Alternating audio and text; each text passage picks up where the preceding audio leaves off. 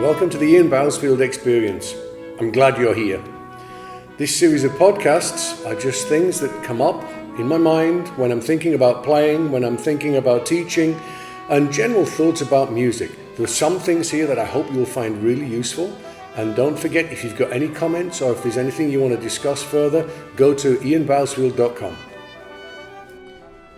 McMinnville, Tennessee.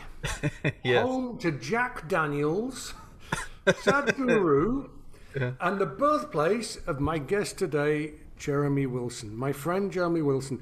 This is a podcast brought to you by popular demand. So many people have written and said, look, you and Jeremy should have a chat and recorded, and love to hear what comes out of it. So, Jeremy, we've already been talking for about 10 minutes and it was getting so interesting. We decided to press record. So, welcome. It's great to see you. I can see Jeremy because we're doing this by Zoom. You've only got the audio, but I can see him. Good to see you, Jeremy. Good to see you too. It's always a pleasure to talk. And every time we do have a chance to reconnect, we always say, we got to do this more. Yeah. And, right. but we're busy and we live on opposite sides of an ocean. So it's hard. And we both have little kids, so it's always a pleasure when we can coordinate and just have a chance to catch up and talk about life and the world and music. Yeah, we always say we wish we lived closer because it would be cool. Anyway, listen, there may be some strange people who have been living under rocks for the past few years who don't know who Jeremy Wilson is. So, Jeremy, born in McMinnville, Tennessee. Cut a long story short, we were colleagues in the Vienna Philharmonic. You're a professor at Vanderbilt University in Nashville with an incredibly successful class. Tell us about your upbringing, Jeremy. Did you come from a musical background?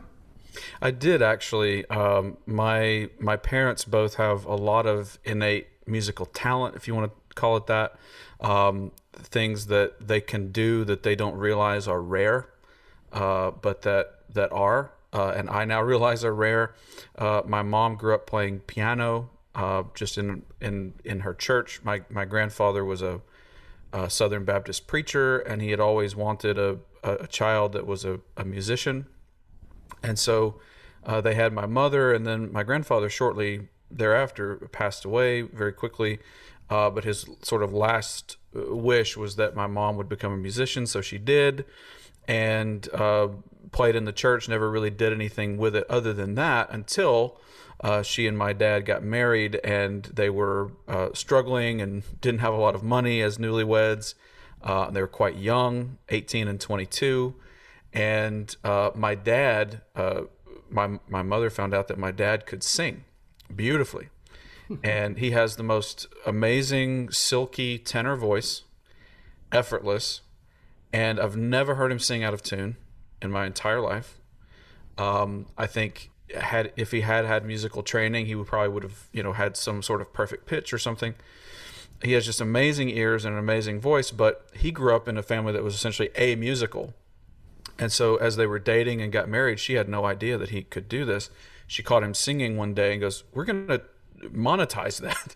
And so essentially they became wedding singers. And also started a gospel quartet where my mom played piano and my dad sang one of the tenor parts. So I grew up listening to essentially 4-part harmony religious music and the great love songs of the 1970s and 80s. Cherish the Love and the things from the Carpenters and, all the cheesy Up Where We Belong, all the cheesy love songs of the 1970s and 80s. I heard them singing all this because that's what they would go sing at weddings. That's amazing. Jeremy, we've known each other for 15 or 16 years. I didn't know that. I never realized we had that in common. I love the Carpenters. I think Karen Carpenter's got one of the great voices and I agree. Great melody-carrying voices. That's right. All time. That's right. All of the opera singers that we heard, she's, I would put her in that. Absolutely incredible. I didn't know that. That's really cool. So I was just swimming in song and melody, and I think that has had a huge influence on everything I've done musically since then. And they would take me along to all these weddings. They would take me along to all these gospel singings and revivals and things. on the weekends in these tiny little country churches in the middle of nowhere in rural Tennessee and Alabama and Kentucky. And, they would bring me up on stage to sing a little tune or two as a 4-year-old or a 5-year-old. So that was my upbringing. Well, we could probably stop that podcast right there. Folks, that's probably the most important part of the podcast. I had a similar upbringing in that my mom sung every minute of her life. She never, I think the only time she didn't sing was when she was eating or drinking. That was it. I mean, literally, she had a tune going through her head the whole time. And so we were immersed in that sort of stuff. And I remember as a kid, Yellow Submarine coming out. I was thrilled, and I still remember singing it with my mom. We used to go in the kitchen and sing together the whole day. Now, Jeremy, back to work. You know how important that is. So do I. What do you do with your 18-year-old who you take into the studio for the first time and they didn't have that upbringing? How are you going to put that into them? Yeah. Well, we try to create ideal conditions to catch up, so far as that's possible. I think I actually the jury for me is still out on whether or not it's actually possible to fully replace that. It's just the amount of time that if a person grows up in a musical household or surrounds themselves with a musical influence of some other kind otherwise, we're talking about 16, 17, 18 years, multiple hours a day. By the time somebody, studies trombone seriously, let's say that they haven't had any much influence of singing, of melody, of voice in their trombone playing until they get to me at Vanderbilt. It's just really hard to put that amount of time and influence in. That said, I try anyway, and I assign them to listen to wonderful singers of a lot of different genres, but some of the old favorites like your Fritz Wunderlich and your Dietrich Fischer-Dieskau and things like that, but also more modern classically trained singers like a Jonas Kaufmann or something like that. But also, we try to find singing that resonates with them on a human level in some way. For some students, it is Jonas Kaufmann or somebody singing the Kindertotenlieder. For some people, I have to try to find with them another singer of another kind that is pedagogically going to help me fill in some of those gaps, but also resonates with them on a human level. I do believe that people will be able to absorb and assimilate what they've learned into their playing more if they can resonate with it on a human level in some way. So I assign listening to singers, both actively and passively and critically, and then I sing at them a lot in their lessons. I'm always singing. I tell them straightforward, like I am not a good singer. I'm not a great singer at all, but it doesn't matter. The whole point of it is that when we sing, there are the fewest amount of barriers and interference between concept and reality. Right. And so I'm going to sing at them, and I expect them over time to be able to sing with me as well. Some people start in year one having never really sung in front of anyone, and it becomes extremely stressful and extremely embarrassing, Yeah, I was going to say we both know that look of horror on their face when you just say, "Hey, could you sing that for me?" And it's just like, yes, deer in the headlights, distant. Oh, please God, I'm about to vomit. Yeah. But I can't sing. But you have to. But you have to. And so right now, in some cases, I wait a little while to try to earn some relational capital so that they know I'm a safe place and they know I'm not going to make fun of them or something, and that it's not about their vocal quality or their vibrato or lack thereof or anything. It's not even about that. So I try to lead by example by singing less than beautifully so that they hopefully feel empowered to do the same thing. And we just, there's just so many lessons that can be learned from that. And then, of course, you may cringe when I say this because I know your stance on these, but we actually do get into the vocalises of Bordogni, but I try to use them. But I use them not as, here's where you practice your big, loud, round sound. Here's where you practice your legato. They're not technical exercises. They are phrasing studies. It's a textbook into, or it's a text study into, the phrasing and the rises and falls of Western music. And if you really go through those with that, and we use them as, I call them storytelling exercises, right? Because most of the Bordonis are ABA, and some are quite repetitive, but we work on that. A lot of the first year is storytelling. Yeah, well, I mean, it's not the Bordoni's fault that they've been abused. That's my Right. problem with it. Is that Right. most of the time, by the time a student comes to me with a Bordoni, the music has been removed for it, and this That's right. pseudo musicality has been superimposed. And so if you can get down to the basic, they're just simple phrases, of course. Exactly. I, Yeah. I think they've been used, especially in America, as essentially exercises Right. to work on your legato, your slide technique, your flexibility, whatever it may be. But I think that's those things are the hardware, and the music, the art that we want to make, the stories we want to tell are the software. And I think we have to work on the hardware elsewhere. Yeah, absolutely. Hey, okay, let's go back to McMinnville. What was your first trombone, Jeremy? What instrument was it? It was a Yamaha student model. I don't know the model number. I still have it somewhere up in the attic. But They were very good student trombones. yeah, I think it was $500 or $600. My parents actually bought it rather than renting, and I used that for 2 years. I think we've all got one of those in the attic. Yeah.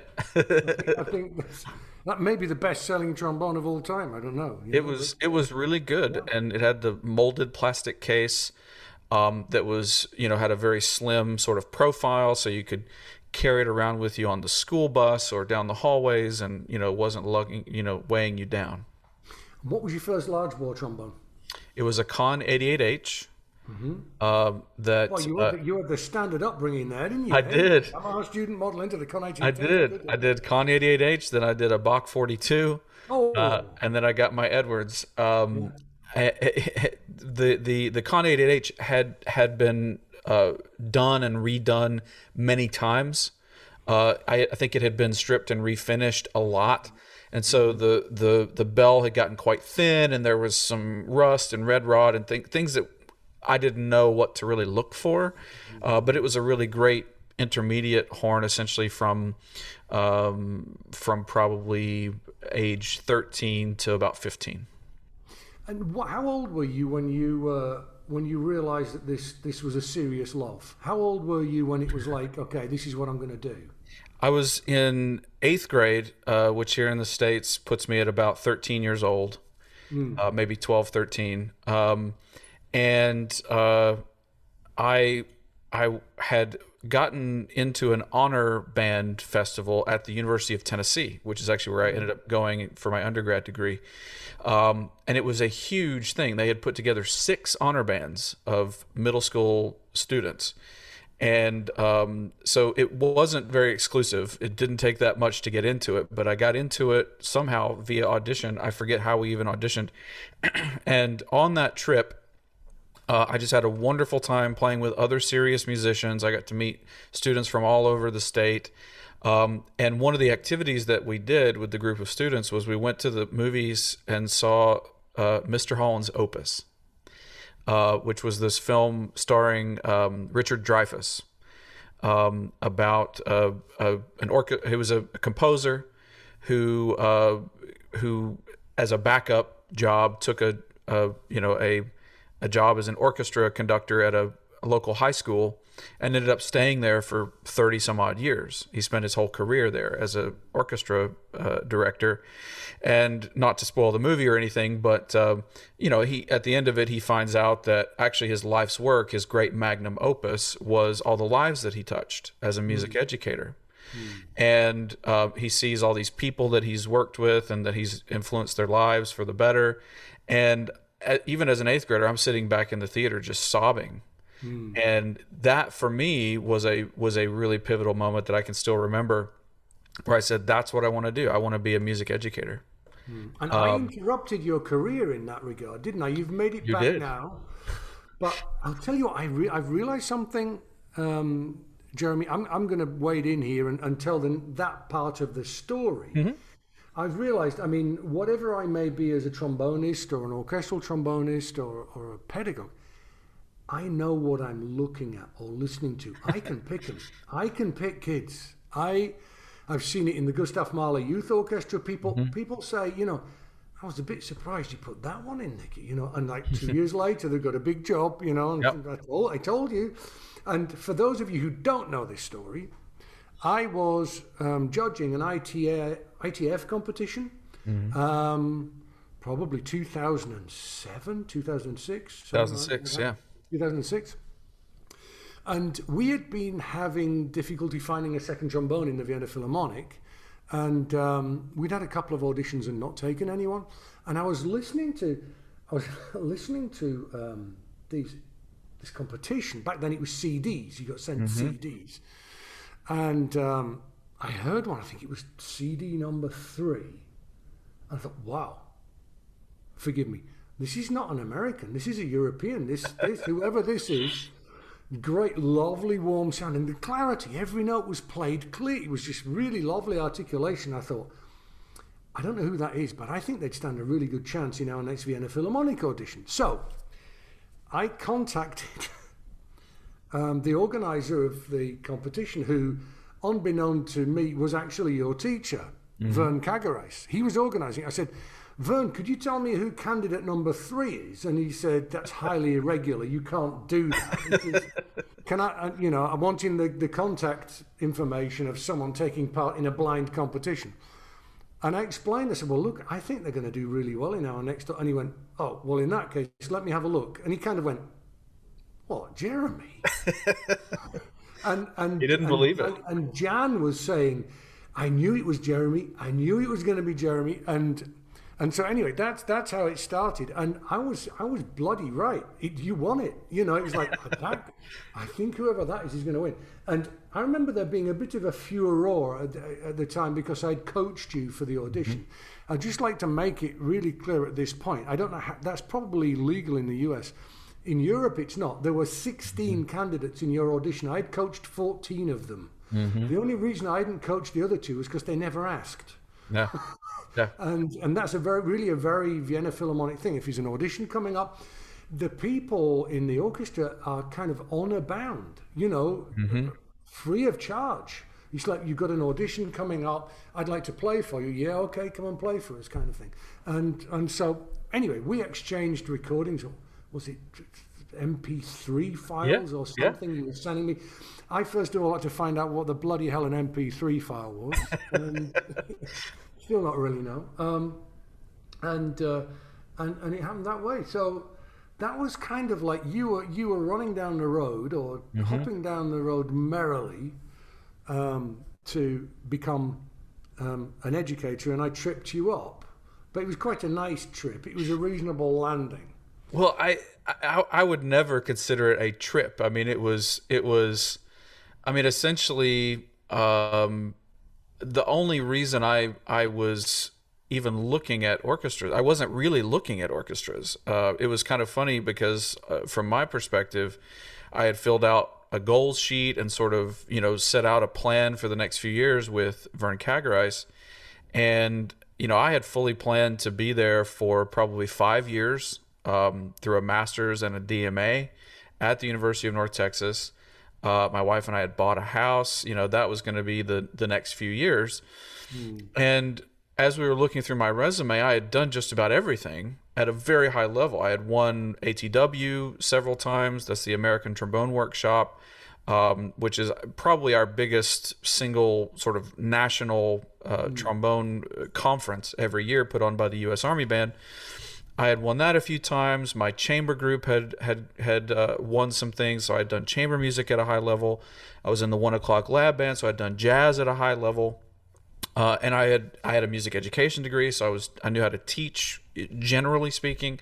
Can I just interrupt there, Jeremy? Sure. Just for people listening, do you remember the day that you won the job in the Vienna Philharmonic, we bumped into Joe Alessi. Do you remember? I do remember that. Joe Yeah. was in town, and he was more impressed with the fact that you were in the 1 o'clock big band than you'd won the audition. With the Vienna That's right. Philharmonic. That's right. Yeah, you were in the 1 o'clock. Wow. Really? Wow, that's cool. Yeah, but well done for the orchestra job, by the way. Yeah. Yeah, as we look through my resume, the only thing I had not done really ever, and definitely not at a high level, was orchestra playing. The orchestra program at my undergrad at that time was not very strong, and there was something about if I can be a little spicy here, there was something about the orchestra culture and the orchestra excerpt culture and the orchestra excerpt teaching in America at the time in the early 2000s that really turned me off, that I just had no interest in.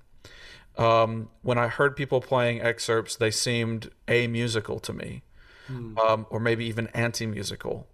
And so, again, all the way up from my upbringing, music was always linked with very deeply held, strongly felt emotions.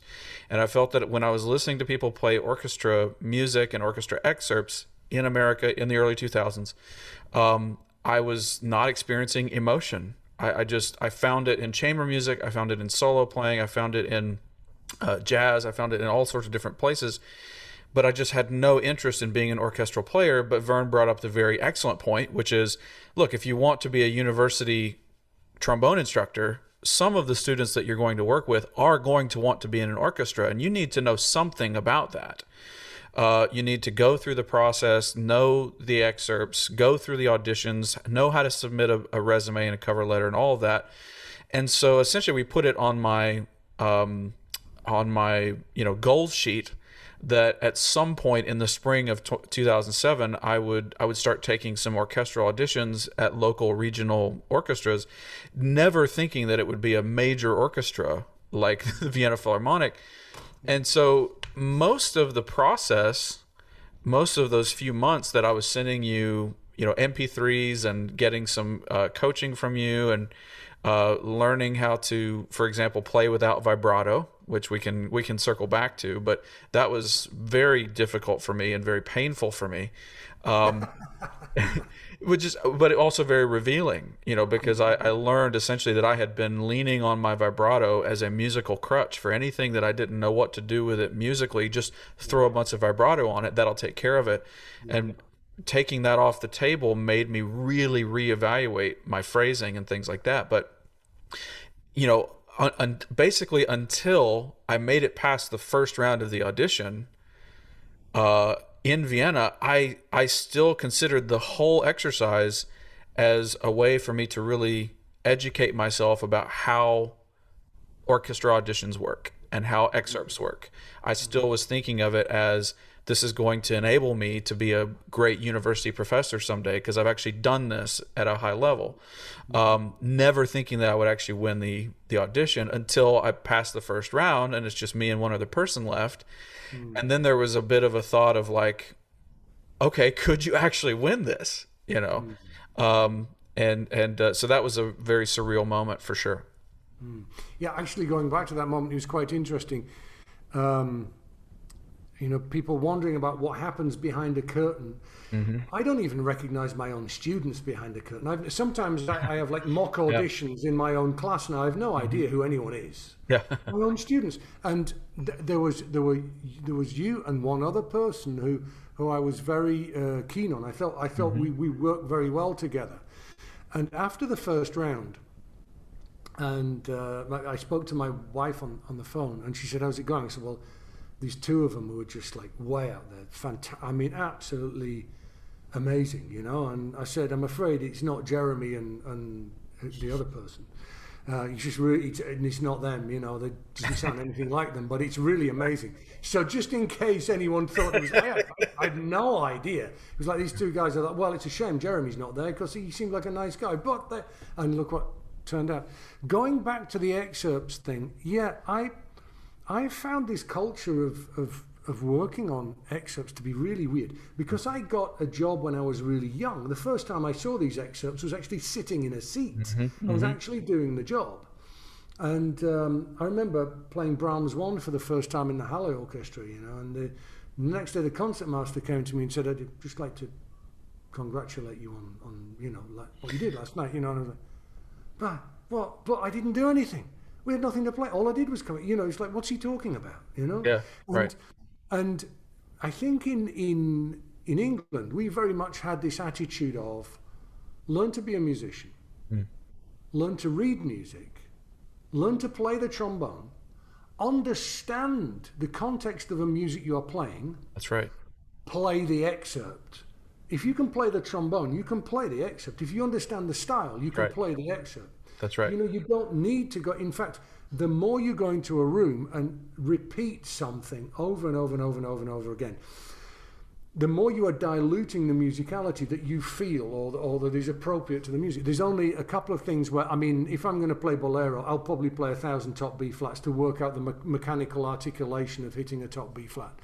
But other than that, it just doesn't seem to make any sense. If you've got any technical issues, don't work on them on orchestral repertoire, because it'll ruin them for you. If you've got if you've got any musical issues, how can you practice the chorale from Brahms 1 if you don't intimately know the 35 minutes that's leading up to it?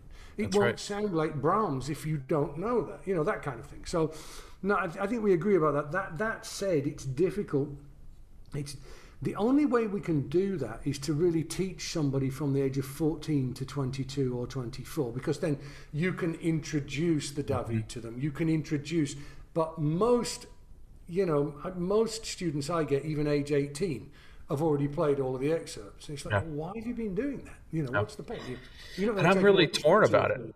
I personally am really torn about it as a teacher now, because we still have they have students that audition for Vanderbilt still have to come in and play 2 or 3 excerpts of their own choice or things like that.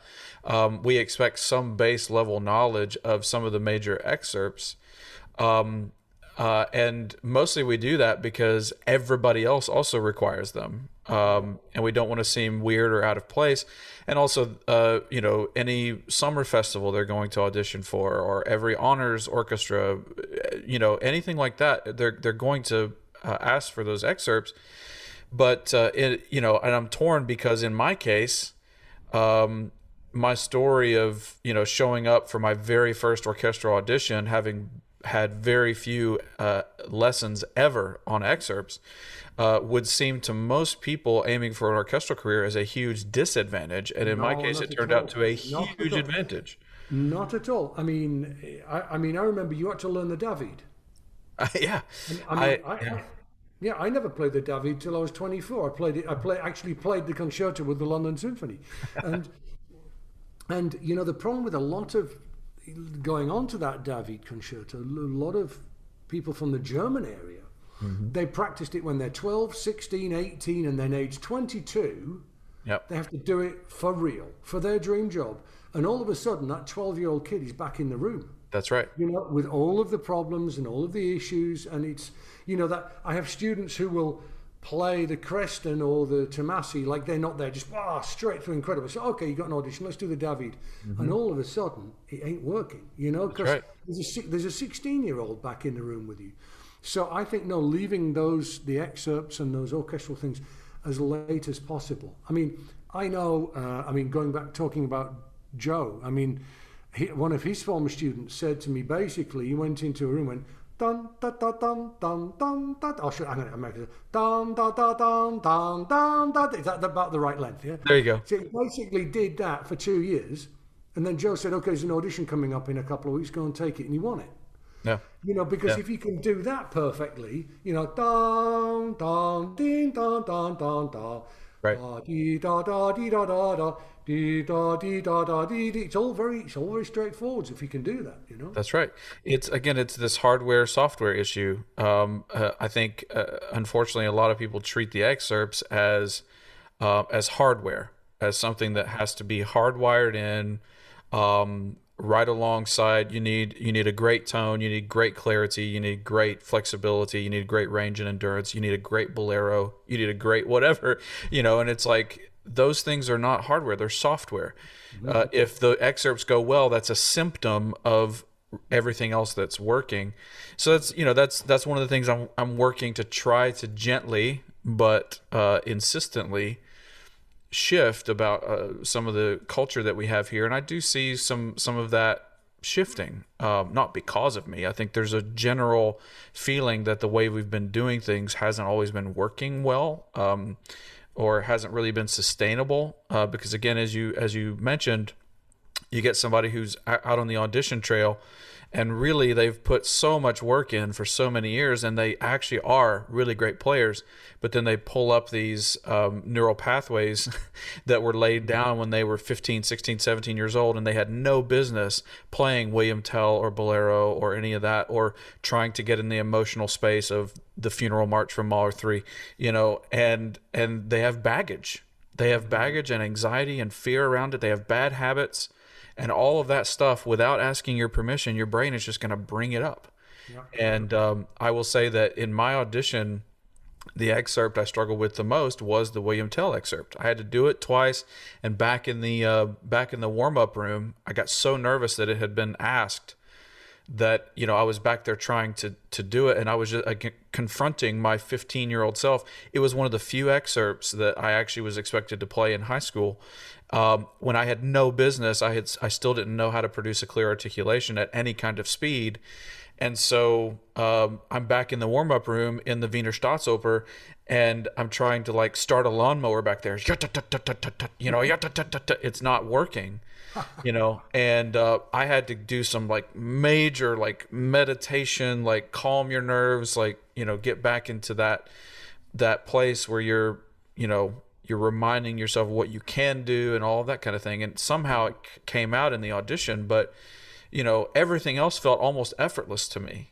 It was really, but it was the things that I had worked on before my body was ready for it. And that's really just basic pedagogy. You don't ask your students to do things that they actually can't do, that are so far above their ability. Right. That it's going to create problems that they're going to be dealing with for years.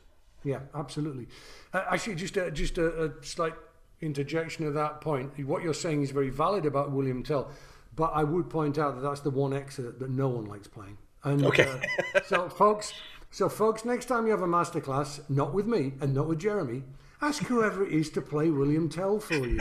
It's the one excerpt that is not readily available to us. We have to get our heads down and really, I have to practice that for a couple of weeks. Yeah, that's not one I can just pull out of my back pocket. And I think what you said there about doing things that's beyond yourself, I find it's very important now in the teaching room, is because we always talk about imagining what you want to do, imagining almost the unattainable, having this idea in your head as to what you want to sound like.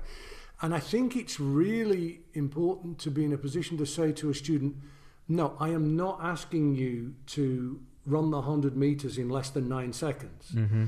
That's not possible. I'm only asking you to do what you can do, but I'm asking you to do it all of the time. Yeah. And that's how you grow. That's how you build something. Jeremy, I'd like to give you a chance now to talk about two of the very important pedagogical influences in your life. Pedagogical and personal, Don and Vern. Mm-hmm. So off you go. Starting with Don. How old were you when you started studying with Don? Started with Don when I was 17, almost 18. Okay, at the University of Tennessee. Who Don is? Sorry, yeah. This is Don Huff, Hough. He, by the time I got to the University of Tennessee, he had already been there for multiple decades.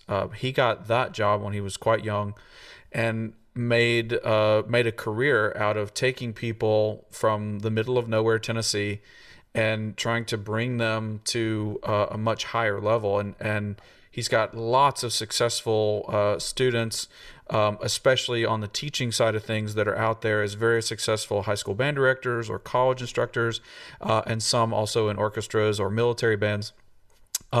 He won the Neil Humfeld Award for teaching from the ITA a few years back, and was, his bright shining face was on the cover.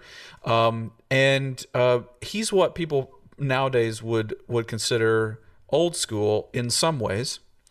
And what I mean by that is just very no nonsense, high expectations, but it's born out of belief in his students. So he was the person who, really first pushed me rather than just accepting my playing as it was. And, oh, you're so great and you're awesome. It's like I went in thinking I was really good, and he goes, okay, there's stuff there, but we got a lot to fix. And I spent my first year just doing fundamentals. I felt I resonated a lot with, yum, da da dum, dum, dim, da da dum, all that. There were three things that were kind of the unforgivable sins in his studio. One was to not work hard, to not do your practice time. He had very strict practice expectations of everybody.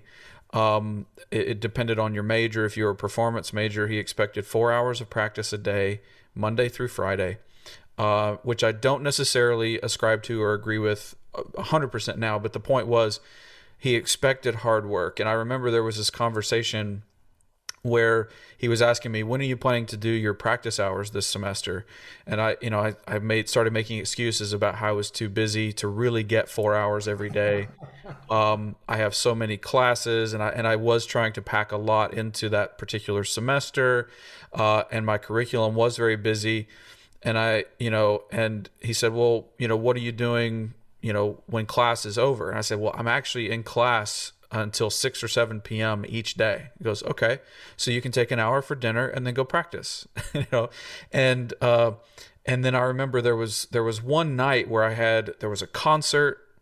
Why didn't you practice last night? Well, I had a concert from 8 to 10. What were you doing from 10 to midnight? Well, I had to do homework. I wanted to call my girlfriend, who's now my wife. I wanted to be a person for a little while. Okay, that's great. What were you doing from midnight to 2 a.m.? And I don't think his point was actually that he expected me to go practice from midnight to 2 a.m. or from 2 a.m. to 4 a.m.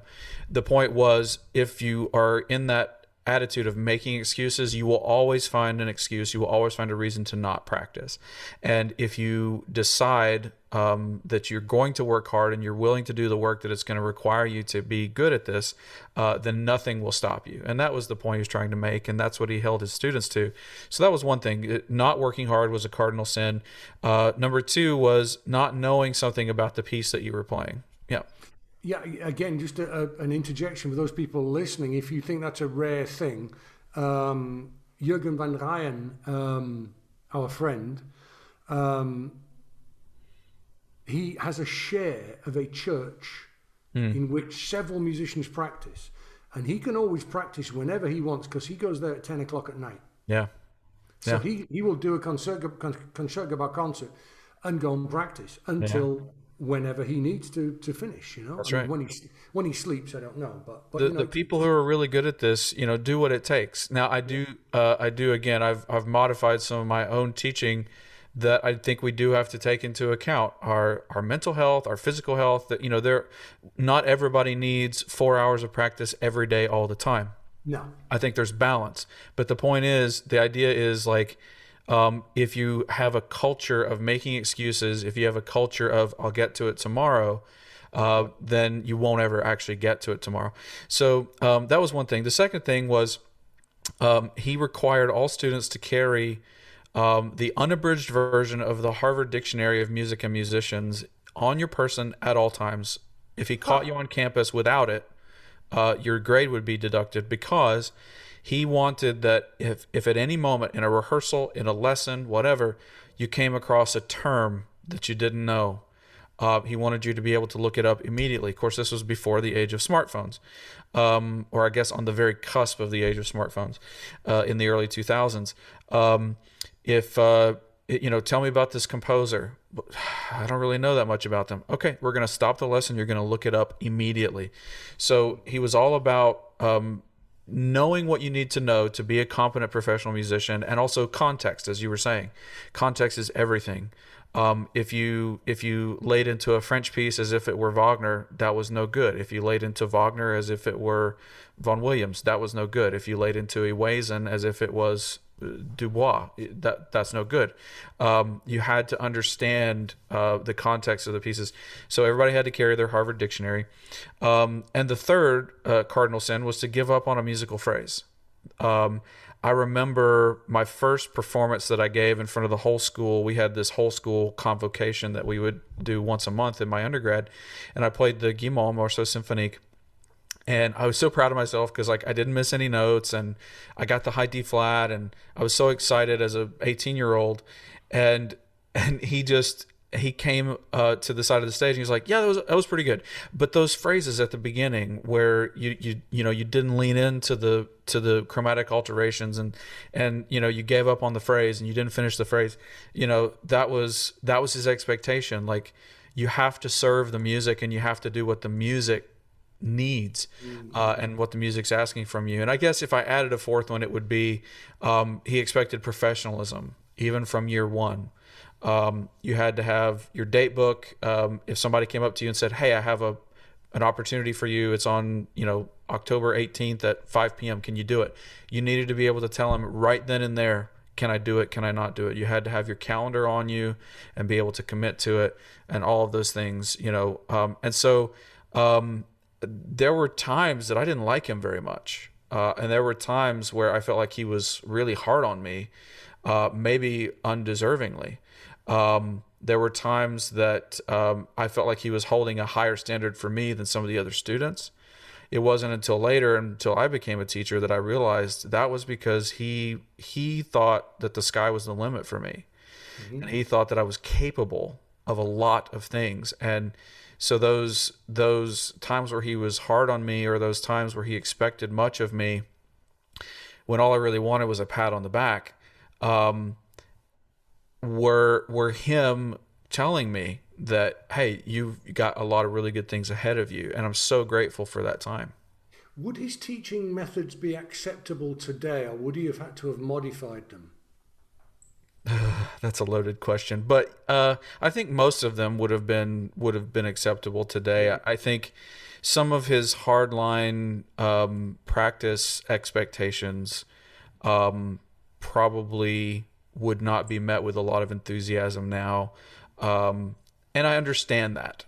Like I said, those are not the expectations that I have for my students. Again, we find other ways to create a culture of hard work, and the students that I tend to get, I usually have more conversations telling them that they need to take a day off. Right. You need a break.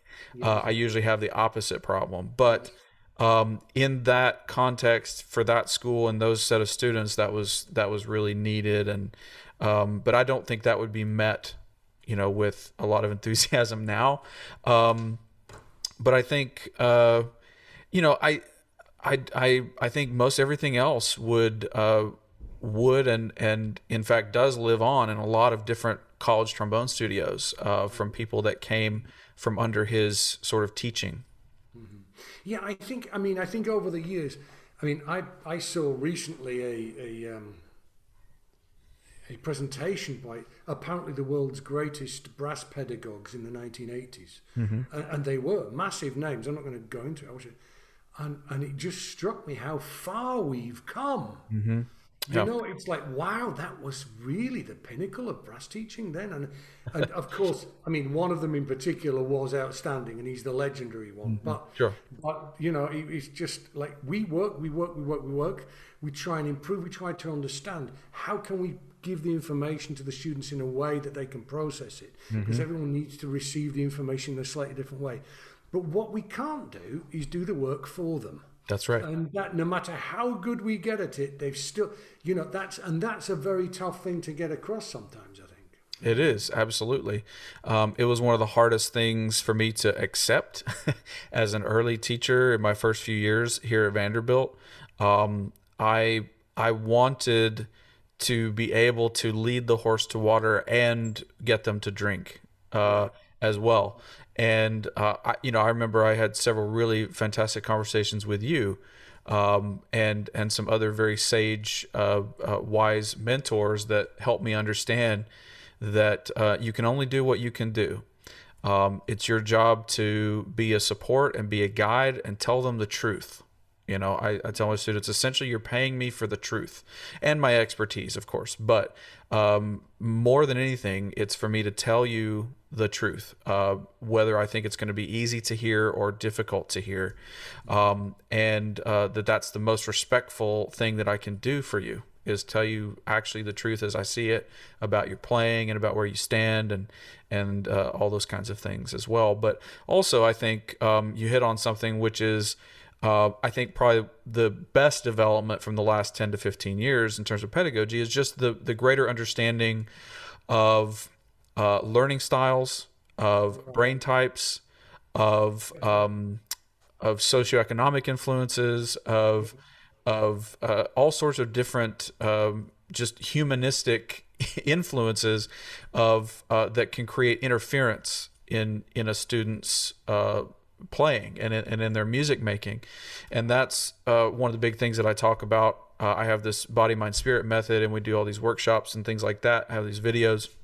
And one of the things that I talk about is that very often the biggest thing in the way of a student has nothing to do with their actual technical ability. It's something that they're thinking about, something that they're focusing on that is not helpful and is interfering. And I've experienced that a lot in my teaching, where I know that a student has that note. I know you have that note, and the only reason you're missing it is because you're afraid of it, or you're convincing yourself that you're going to miss it. You're sort of rehearsing that tragedy in your mind before it even happens. And so at that moment, the answer is not work harder. The answer is not, practice from midnight to 4. The answer, in my opinion, is doing that work and figuring out why are you afraid of it, and what are you afraid is going to happen if you miss it, and those kinds of things can be just as much interference as not having practiced. Yeah, absolutely. I mean, some of the biggest work that I do with students, I'm right, sort of like rolling my sleeves up and going at it now with the new students, is, they spend so much of their time on their own in a room practicing, and if they're not happy on their own, they're keeping pretty bad company. Yeah. That's right. The voice in their head needs to be that of a friendly grandparent, not of a tyrant. That's right. And that's job number one. If you can convince a student to be nice to themselves, that's right. Then that's half of the battle won, I think, really. And that's where I think, not to flatter you or anything, but I think that's one of, besides your trombone superpowers, I think that's as a human, I think that's one of your superpowers, is just your ability to see behind the facade of like what's really going on inside a person. I think that's related to your ability to spot talent, or I think you also can spot who's not going to be successful, but we won't go there. I just think you have a really great ability to read people. And I think you use that for good in your teaching. That's one of the biggest things I've learned from you as I've observed your teaching, is your willingness to go there with a student, even a student that you've only just met. I don't know if you know this, that's not normal. That's really rare. That's really rare that a person can read a person and get it right. Even only having just met someone. That's something I wish that I could do, and I'm learning to do more. I think it is something you can learn to a degree, but I really think that's your superpower pedagogically. My mom, I would say without a doubt, my mom was something called a savant. She could read people, so they say, sort of reading people like a book, even to the point she wasn't very subtle about it. She'd meet someone and look at them and say, "Oh, you're not very nice, are you?" And yeah, the first time she met them, he's like, "Mom, come on." I think it's believing in the person. It's believing in the individual. We both know we're not teaching trombone players. We're teaching people. That's right. And I think what you've just sort of hinted at a little bit there is the teacher's slight frustration when you see the potential of a student that they themselves can't see. Yes. That you see something in them that they don't, and convincing them of that. I mean, the confused look on students' faces when I say, "You're amazing. You can really," and it's like, yeah, but particularly these days where you're only supposed to be positive students, it's like, "Yeah, I've been hearing all of my life." It's like, no. no, listen, you can do this. This could be amazing. And it takes 5 or 6 months, and then all of a sudden it's like they start to believe it. That's But as right. you say, being honest. If you That's right. if you say that and it's not correct and you don't mean it, it won't work.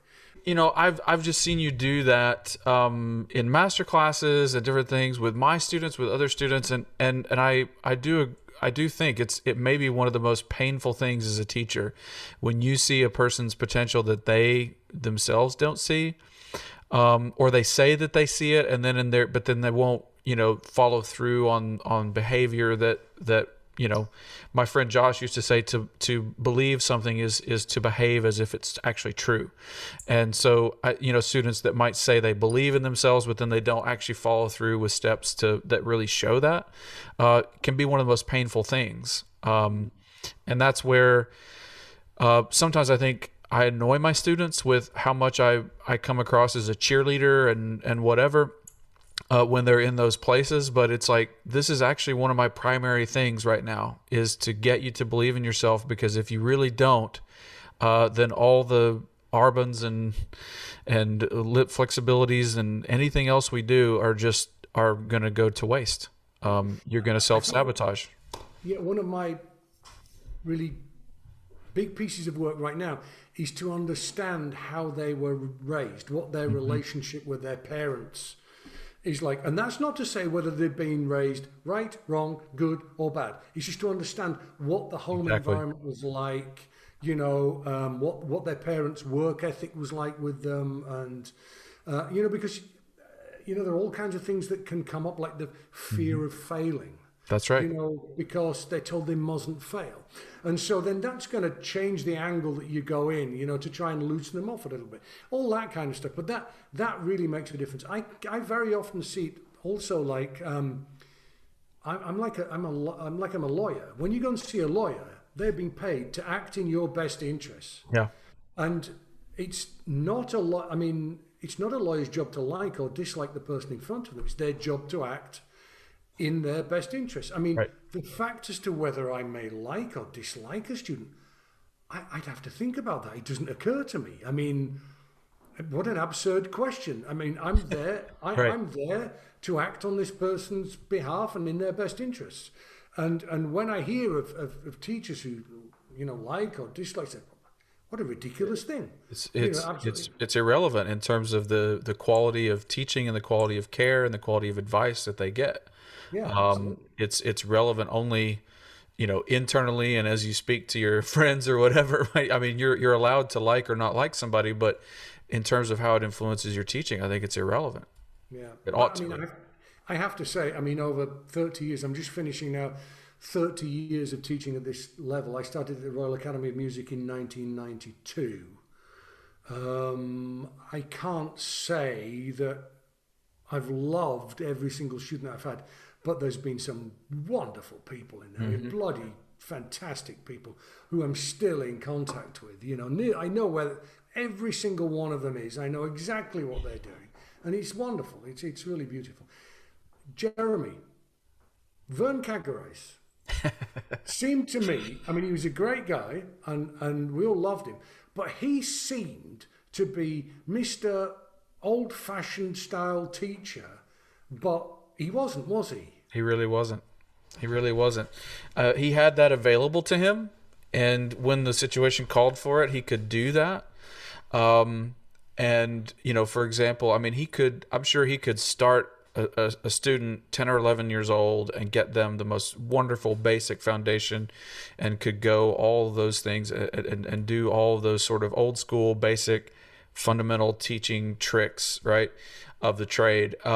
But at the moment that I was under his teaching, and then throughout until he passed, he was just a wonderful friend and mentor to me. He was rare in that even after he'd been doing it for decades at a very high level, he was willing to question everything and throw out a bad idea if he was convinced that it was now a bad idea. And to me, that takes a really special person. When you've spent 30 or 40 years saying one thing, and then you find that maybe that's not the most helpful way to say that, or maybe that's actually not helpful at all. I'm going to throw it away and go a different direction. And I kind of caught him at that place where he was really starting to question and change some of the ways that he taught and the way he thought about brass pedagogy. And it did not always go over well amongst students, amongst colleagues. But it was a really special part of him. He really cared about people. And Jan tells a story of his very last set of auditions that he did before he passed. He was undergoing treatment. He didn't know it yet, but he had, only months left to live, and he was exhausted all the time. And they had a long day of auditions. North Texas is a huge program, and they auditioned, maybe hundreds of people each year. It was a very large number of people that auditioned there every year, and they had heard people all day.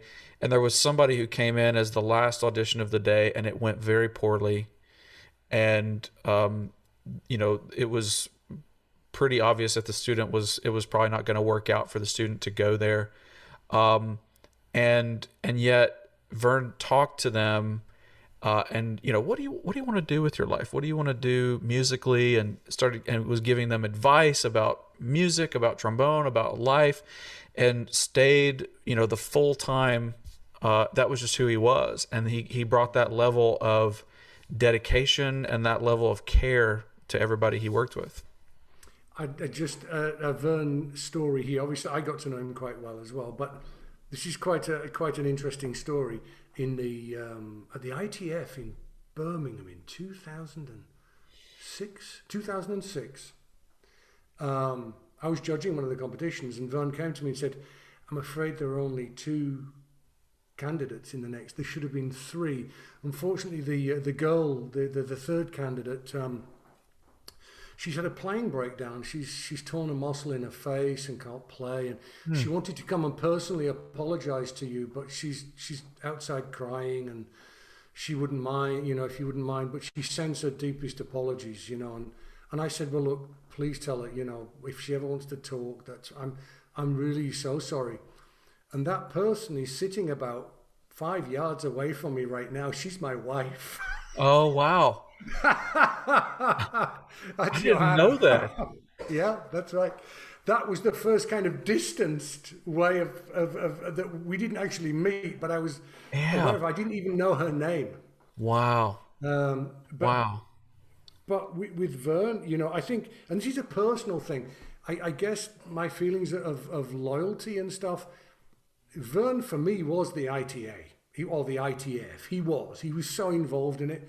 And there were other people at that time who were just part of it, and it kind of just doesn't seem the same to me anymore. But I guess that's just a generational change, that it just felt like Vern was like family to me, really, I think.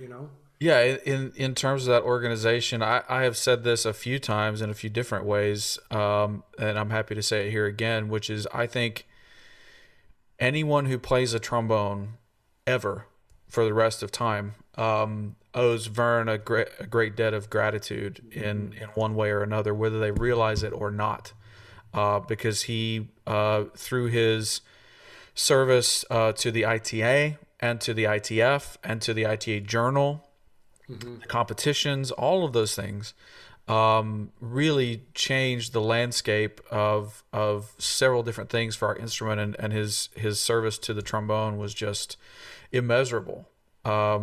And yeah, I feel like in terms of the ITF, he had been a long time institution, and I'll just say I think his legacy does live on, even though his presence, of course, is missed. But it isn't quite the same without him. That was just who he was. I mean, almost nothing that his fingerprints are on are the same without him. He was just a very special person. Person. Yeah, Walt Whitman poem, In the End, All That Remains Are Personal Qualities. that's And right. it's all of these people who have departed from us now.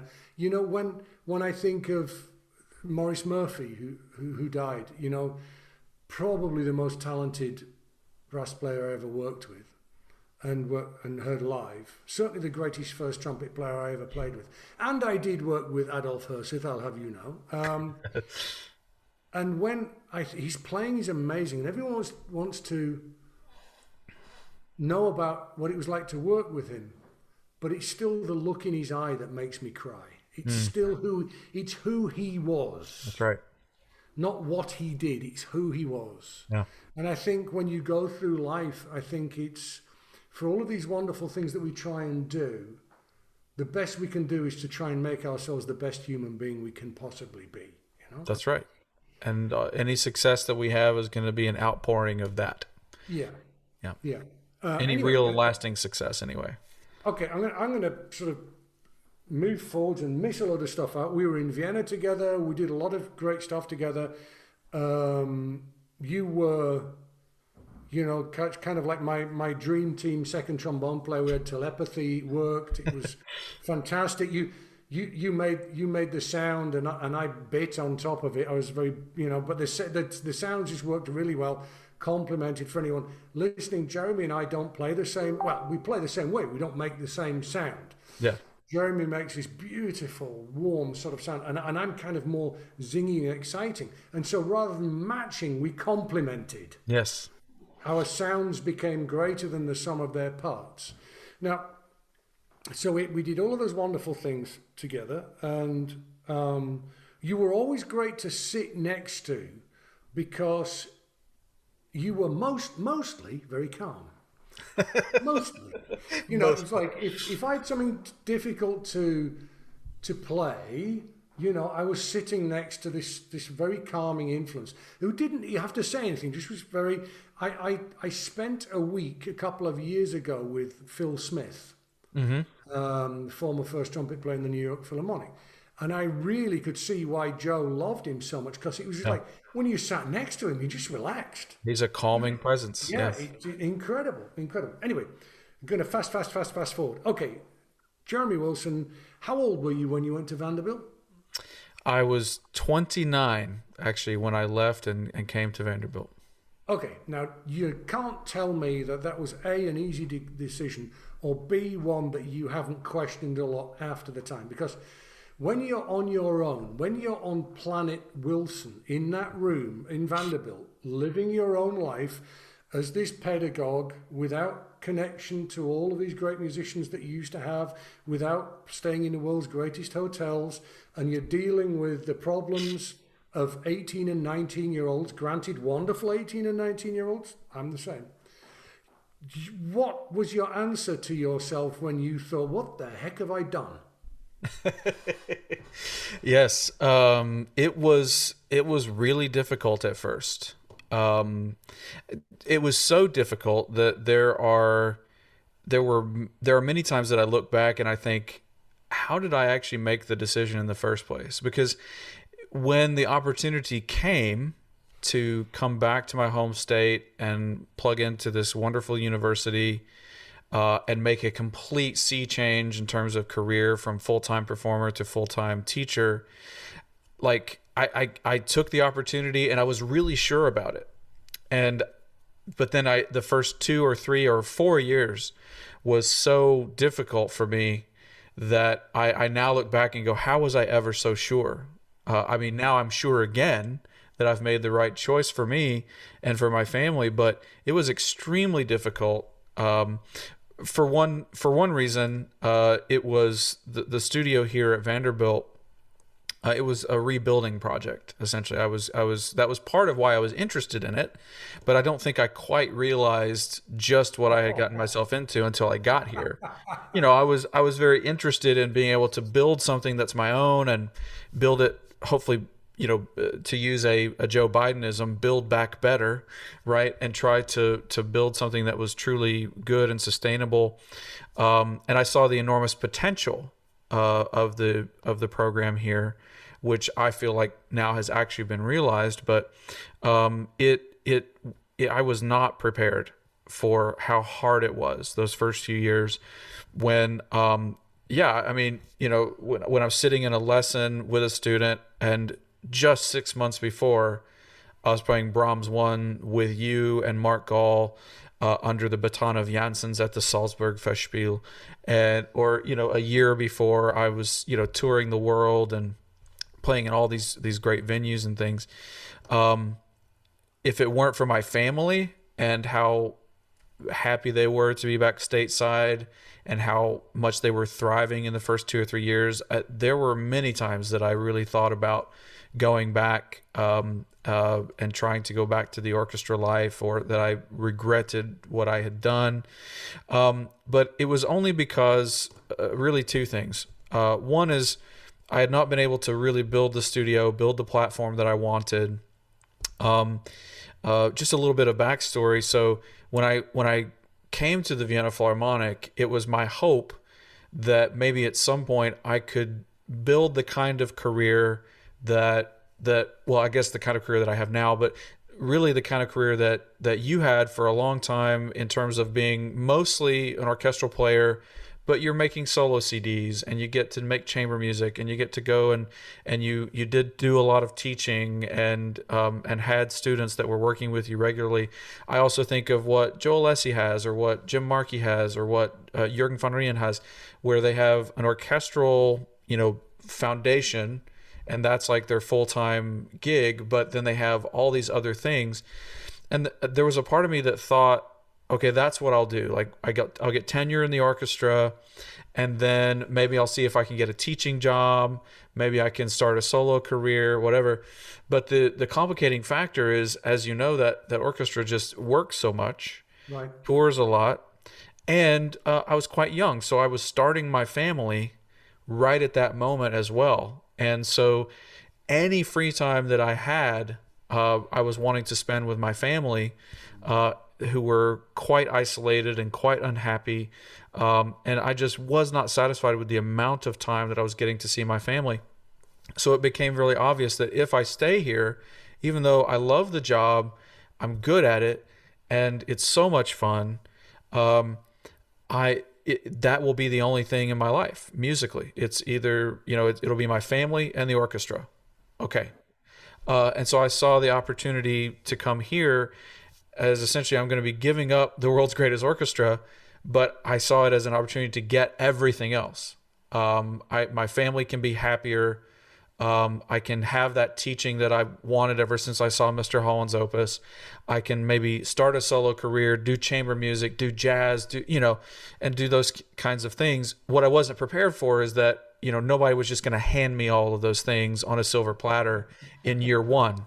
There was this young, naive part of me that kind of thought I'm going to come back to a ticker tape parade and confetti and fireworks and a giant banner that says "Welcome, Jeremy Wilson," and then I'm going to be beating the great students off with a stick, and they're just going to come to me in droves, and people are going to be coming to me wanting, please record solo CDs for us. It just doesn't work that way. I was not prepared to hustle. I was not prepared to build my own platform. You really helped me with a lot of that too. I remember calling you at some point, and you said, if you want solo stuff, you're going to have to go pursue it.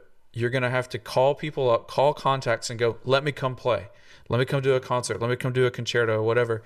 You're going to have to build your own platform. People are not going to build it for you. And then from a recruiting standpoint, because we have an undergrad-only program at Vanderbilt, my target audience are high school students. Right. And the vast majority of high school students in the States, when you show up and go, hey, I played in the Vienna Philharmonic, they go, okay, and they just don't care.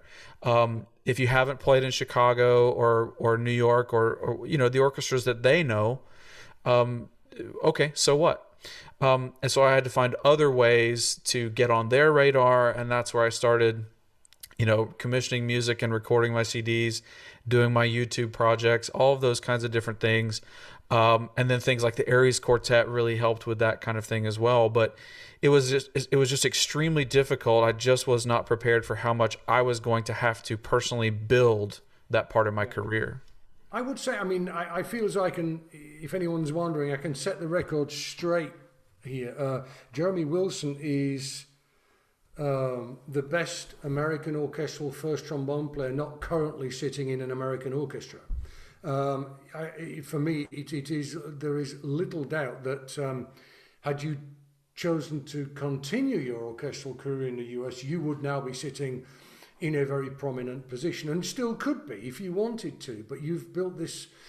I remember when you started in Vanderbilt, I said it's going to take 5 years. It's going to take you 5 years to get that class where you want it to be. And that's optimistic. It takes a long time to put your own sort of like philosophy onto a class, but you've done it. The last time I was with you was just before we all got locked down, and I said to you, I said, congratulations, you're there. It's wonderful class, really, really lovely, wonderful attitude of the students. And, you know, the hallmark of a caring professor is the interaction of the students, how they speak to each other. Is also the stewardship element of it is very important, you know. So yes, I mean, I can only sort of slightly chip in on that a little bit. I think for me, coming to Bern was the worst career move I ever made in my life. That's separate to the teaching. The class is wonderful. The job I have there is incredible. It's almost embarrassing that so many good players trust my opinion. You know, the class right now is incredible. But as for being in a big metropolis, rubbing shoulders with composers and conductors and stuff, I'm at the foot of the Alps here. You know, I'm kind of, you know, you'd need to be in London or New York or whatever the whole time. It was, however, the best life move that I ever made. Yeah. I guess it's the same for you, you know? Yes. I mean, 100%. I'm in a difficult situation now because we've had this kind of lockdown. We've had our careers destroyed for 18 months, basically. For someone like me who's I was traveling 6 months of the year, and that stopped. And I still have some wonderful projects starting up now, but there are big gaps between them, which makes it even more difficult because it's like I just conducted the first, concert in the series at the New World Symphony in Miami. Yes. And then the next thing I do, that was like 3 weeks ago now. In 2 weeks, I'm conducting a big Wagner project in London. This is not a small deal thing. And then 2 weeks after that, I've got a trombone day for the Israel Philharmonic. You can't turn up out of shape, Yeah, that's right. I'm playing the Rachmaninoff cello sonata in 3 recitals, You've got to be on top form to be able to do it.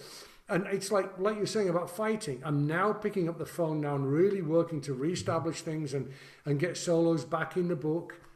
But this part of me thinks, yeah, but the last 18 months has been quite nice, hasn't it? That's true. I mean? It's That's like, true. hang on, they're opening the borders now. France is an hour that way. Germany's an hour that way. Oh, that's not much use.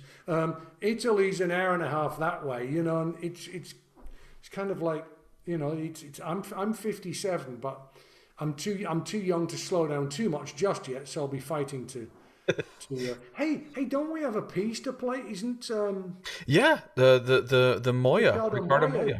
Writing That's something right. for me? He's I think he's finished it now. Really?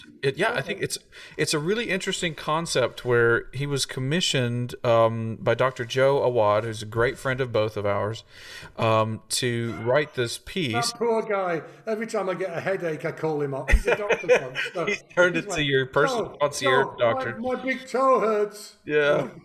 Well, that's between you and him, but I also just enjoy a great friendship with him, and he's just very passionate about music and about trombone and about putting his money where his mouth is, so to speak. And he has commissioned some new work. He just commissioned 2 new works by Kevin Day that I premiered at the ITF and that are going to be on my next album. And but this concerto, the way it's sort of designed is it can be done with 2 tenors or a tenor and a bass. And he's a great supporter of mine, and so the idea is that the 2 tenor version you and I would do together, and that the tenor and bass version I would do with Mr. Jim Markey. Now, as far as when and where and how, no idea. But you and I got to talk offline about that at some point, because it's going to be. I really love his writing, and I think whatever he's written for us is going to be a hit. So we need to find a place to play it at some point.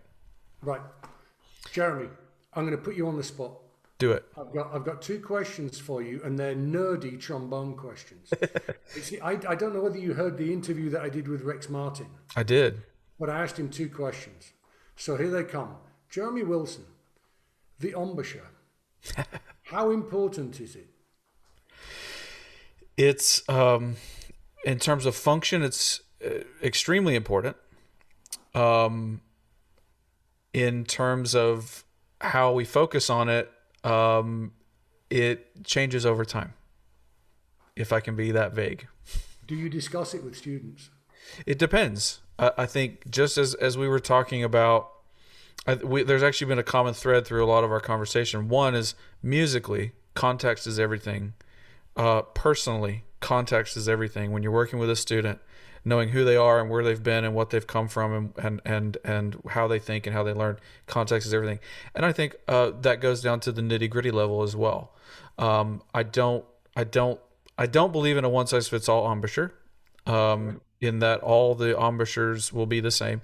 I think it's there are going to be some common characteristics, and that but that it's extremely personalized. One of the great disadvantages we have as brass teachers is that so much of sound production is hidden from our view, and we have to guess what's actually going on inside the mouth and things like that. Now, the embouchure is a little different in that we can see some external signs of things that are happening behind the mouthpiece. And of course, things like Lexon mouthpieces and cutaway rims and all those kind of things are attempts to try to see, but it's still not exactly the same all the way. I think the things that we observe about the embouchure, we have to be careful about the conclusions that we draw from it. I think some of the things that we think are causes of great embouchures are actually the symptoms of great embouchures. For example, some of the focus on the corners, and I'm not a person who never talks about the corners ever with anybody, but I think sometimes the focus of attention goes so heavily on that because it's one of the few observable points that we have to be able to observe an embouchure. But I think that the corners are not the cause of a great embouchure. I think they're the symptom of a great embouchure, in that that's what humans do when they're putting a really focused airstream through a hole. Any human on the planet, you give them a straw and say, blow air through this straw, and they're going to make something that's suspiciously like a brass embouchure with the corners of their mouth. And I think, telling a student, for example, to pull down the corners of their mouth as forcefully as they can is akin to, the person who goes to a tennis match and goes, you see, Serena Williams, every time she hits a really great shot, she grunts. And so all you have to do to be a great tennis player is grunt really loudly. And it's like, the loud grunt is not the cause, it's the symptom of the effort, right? And so I could go on a long time about this, Jeremy, but it's that's an absolutely fantastic answer. That was so much crystallized information in there. I totally agree. That was fantastic. I mean, I did put you on the spot. It's a difficult one when someone throws that straight at you. I mean, I look at it like when you go to IKEA to buy a table. Yeah. We all know what a table looks like. We try and build it, and if that doesn't work, we need to open the instruction manual. Yes. And that's my attitude to students. I will give them the information as and when they need it, and as much of it as they need. And if they don't need any, I'm not going to tell them. Right. That's absolutely fantastic. Really, I think I will talk to a student about their embouchure if there's a dysfunction, and I have a really high bar for what functional means, as I know you do too. Functional means it will work reliably and sustainably. And I have a very high bar for that. I think if it has reached that bar, then don't mess with it. There are 2 bits of information there that are really that is really important on the embouchure. The first thing, the one that really started to make me think, was my great friend Jim Watson, trumpet player, was in the Philip Jones Brass Ensemble. He had the worst embouchure I have ever seen on a profession. How you would define an embouchure. He played on the red parts of his top and bottom lip, and he put his trumpet on sideways and twisted it when he played. It was absolutely the worst. Wow. That if you, it was about exactly what you would teach if you tell someone what not to do. And he could play a melody that literally would make you cry. Yeah. So the question, what is a good embouchure? I mean, he absolutely beautiful. And then, of course, someone who we know, Wolfgang Tombuck, who was first horn in the Vienna Philharmonic, who was like, you bloody well wouldn't teach that one. No, that's right. Have I ever heard anyone play Heldenleben or the closing scenes of Capriccio like that? No. No. It's like, And okay, may never hear someone play it. No. And that kind of redefines what an embouchure is. The other thing, and this is what I'm really a little bit concerned about these days, is so much of teaching, particularly in the States, has trickled down from Arnold Jacobs, or not so much trickled down as like it's a waterfall. Now, as Rex Martin said, of course the embouchure is important. I'm working on it every minute of every lesson, but the student doesn't need to know that I'm doing that. Exactly. So what we have now is several generations of teachers who say, well, my teacher never talked about the embouchure, so I'm not going to. But what they don't realize is the master who taught them was fixing their embouchure, and they never got around to telling them. And I think that's something that's really, really an important thing to take on board. The embouchure is important, the functionality of it is important, how we get there is not important, and it's unique to almost every individual. And like you say, it's more of a side effect type thing. But I think we do have a problem where people are saying the embouchure is not important. It is important. It is important. Yeah. I think our focus of attention on it when we're playing is not always so super helpful. I think it can. No. But I totally agree that it's one of the reasons that I talk to my students about, even those that have a really well functioning embouchure. The question that I am always asking and seeing if I can lead them to is, can we get that great functioning embouchure to function even better? I mean, when I won a job in the Vienna Philharmonic with an embouchure that I don't know if you said it, I think Hans called it a miracle embouchure. I don't know what he meant by that, but it was apparently pretty good in terms of how it looked or how it functioned.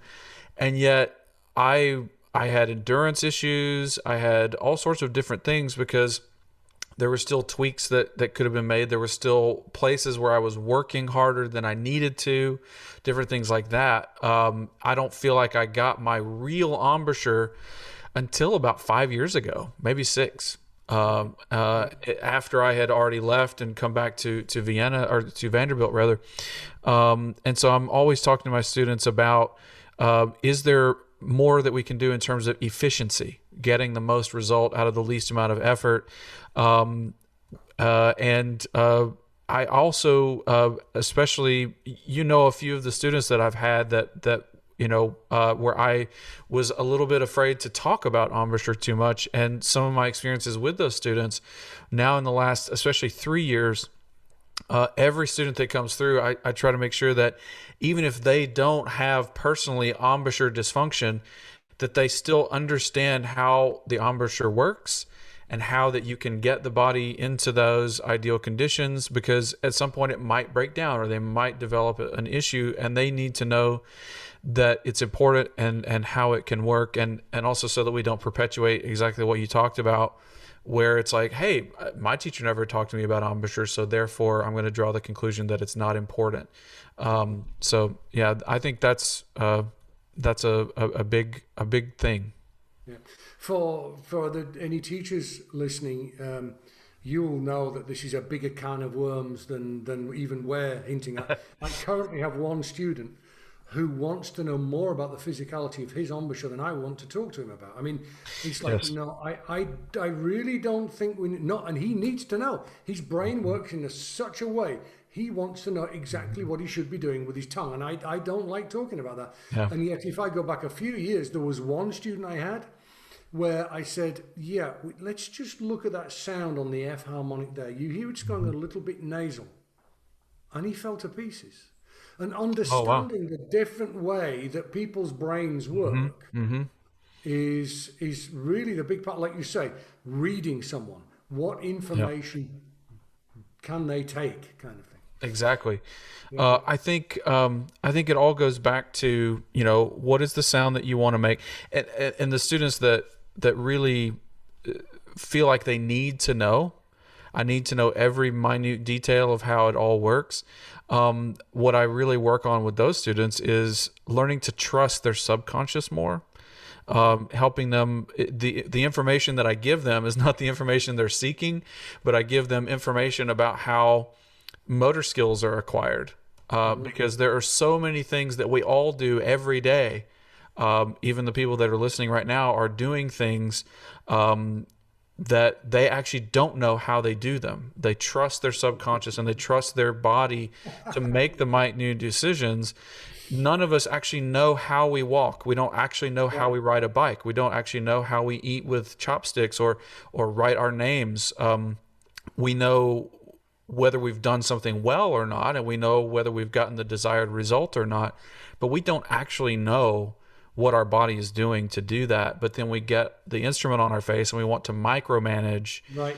and take responsibility for decisions that the rest of our, and it comes from the scientific method. It comes from the way we're taught other things where it's completely knowledge based.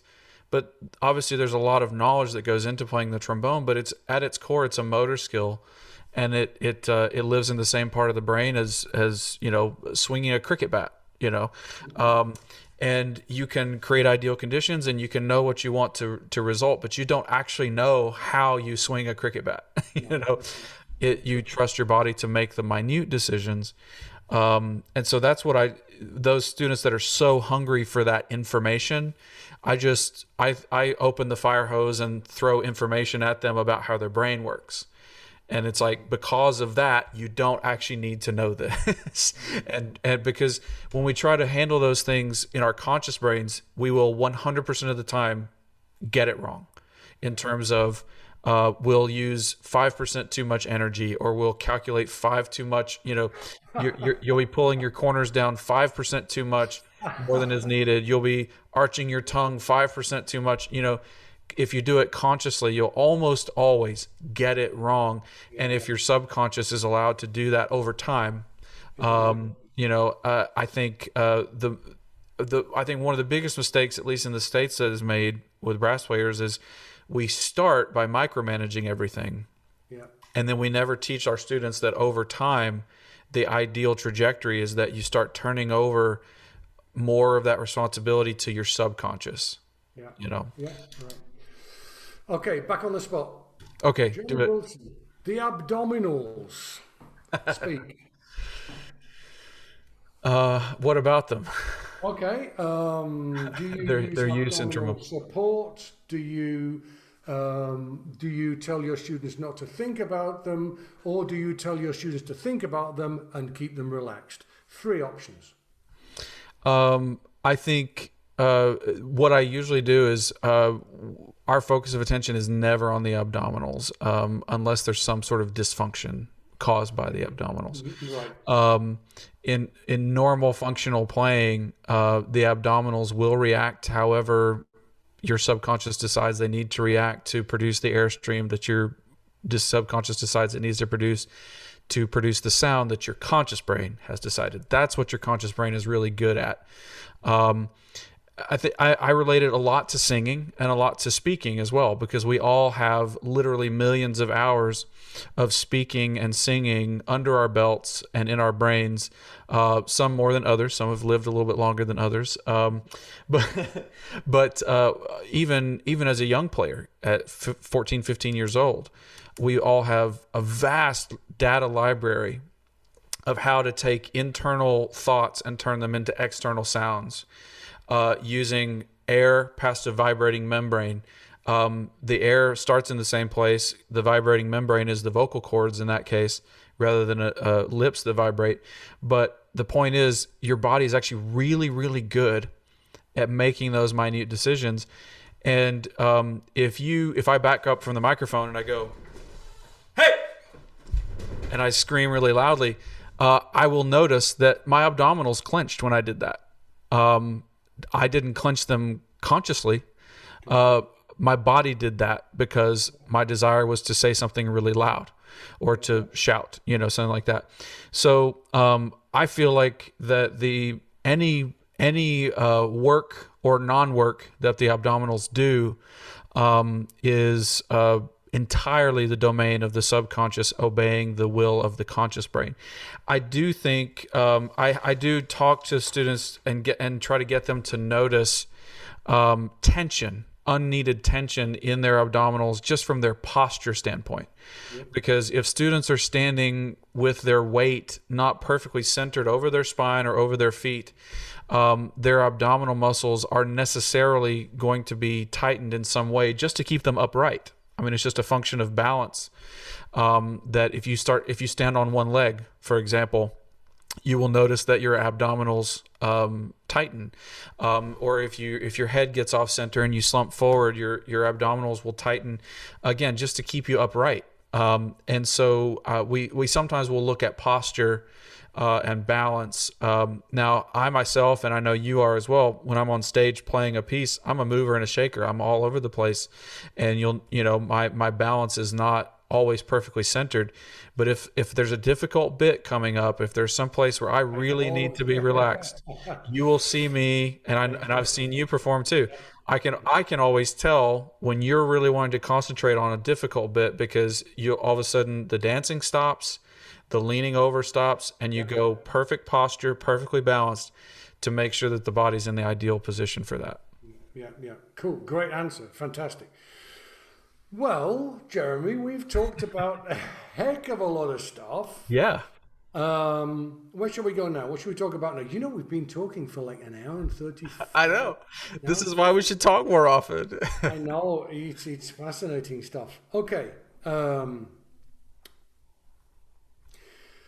I'm out. They're my questions. I'll tell you what. You ask me a bloody question, and then we'll finish. How about that? Well, no. The question that I have for you is, as you've changed careers or changed focuses of your career after such a long time of doing one main job and then having a lot of side interests, what's the thing that has surprised you the most?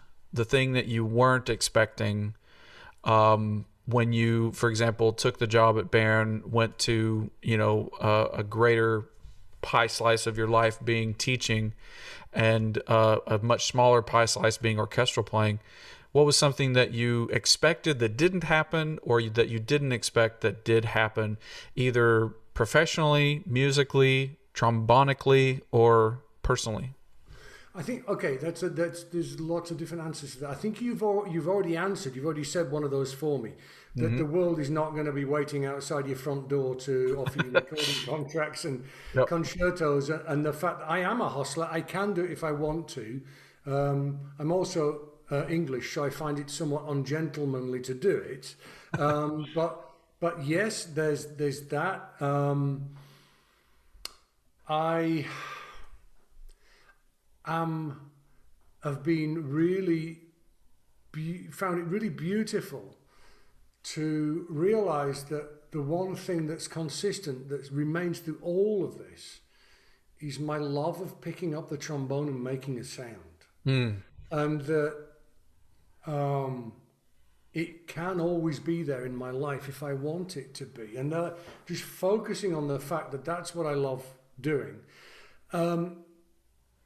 And also the love of, it's going to sound very weird now, but the older I get, the love of hearing the wind blow through trees, and the smell of spring in the air, or a hot summer's day. Those are the things that over the years, I've learned to love nature more and more and more and more. The beauty of life around me and the beauty of human interaction. I am very glad. I found it difficult to stop being Ian Bousfield, principal trombone of the Vienna Philharmonic.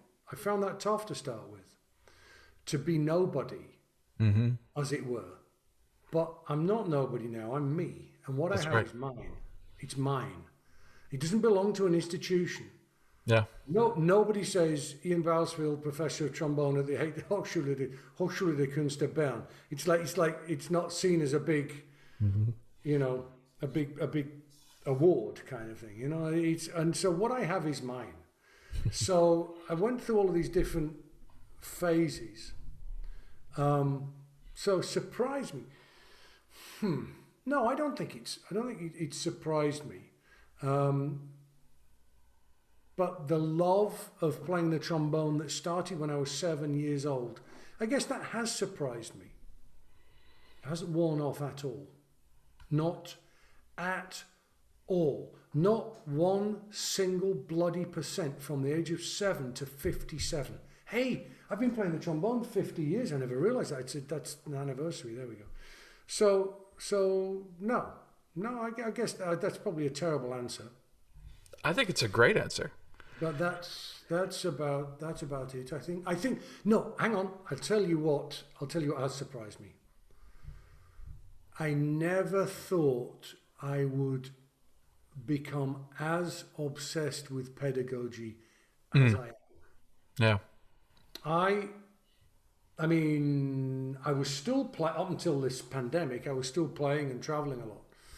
But year on year on year, my obsession with how people learn and my obsession with helping people has just grown and grown. And it's like after 30 years of teaching, I finally now think I might be doing a decent job. You know, it's a tough thing. Teaching is a very difficult thing to learn. But, it is.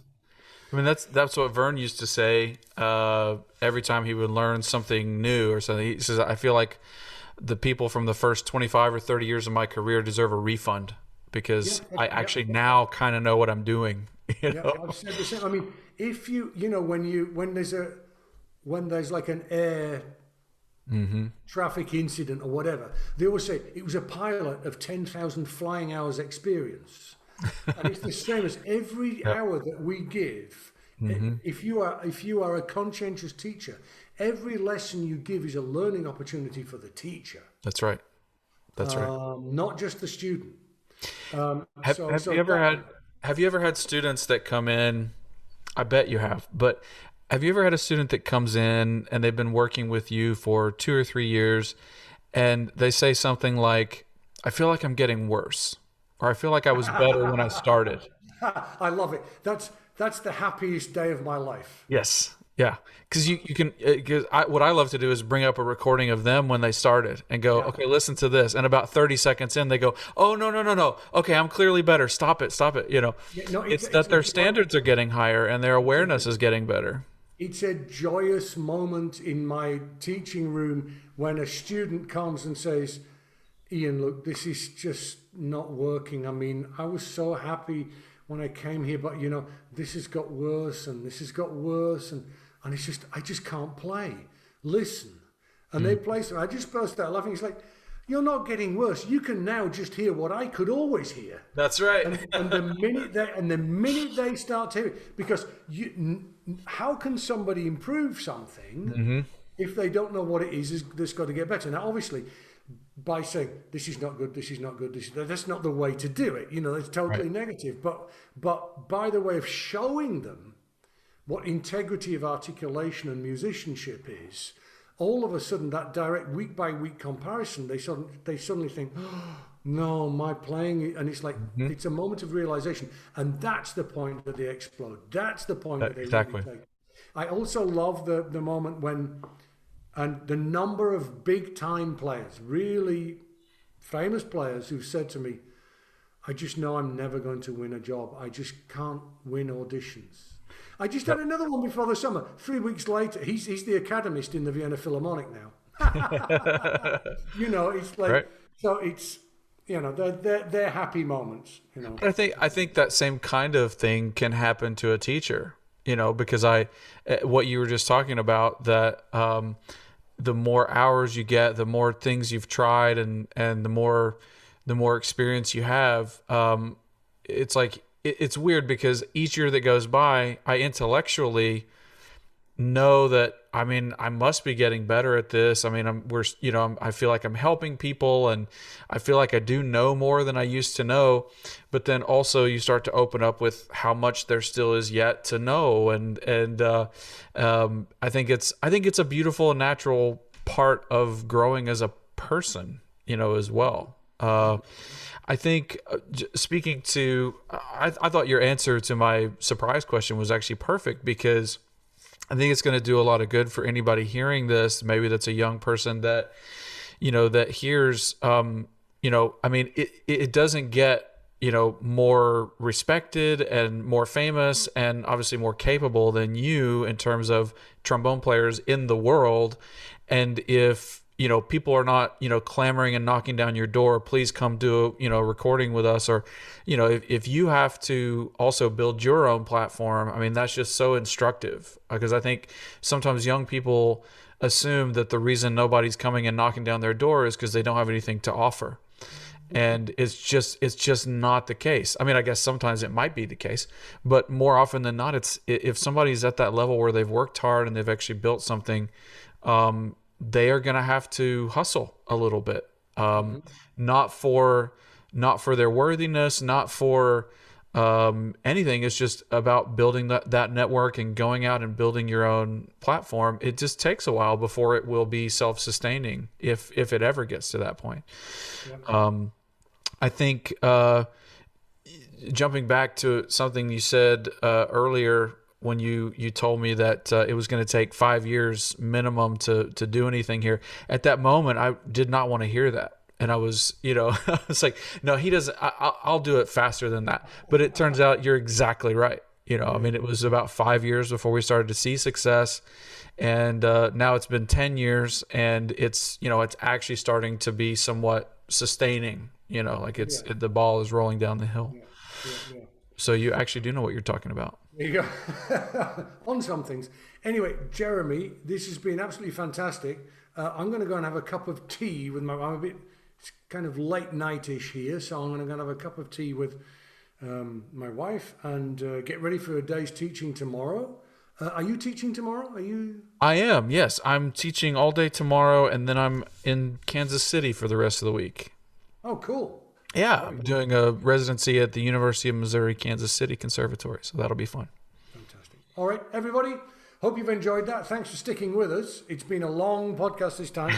I've enjoyed it. These conversations, by the way, we've recorded this one, and this has been a bit more of an interview type thing, but we do talk like this every now and then, don't we? That's true. And it's always enriching and life-giving, and I always love it. And I mean, maybe the only really deep regret I have is like really not getting to be around you every day, every week in the orchestra, but it just makes it sweeter when we do get a chance to catch up. So really appreciate you and your precious family, and taking the time to invite me onto your awesome podcast. Likewise, Jeremy Wilson, thank you very, very much. So there you go. I hope you enjoyed that. If there are any issues that you found particularly interesting, don't forget to contact me, and always go to ianbousfield.com for lots more interesting stuff.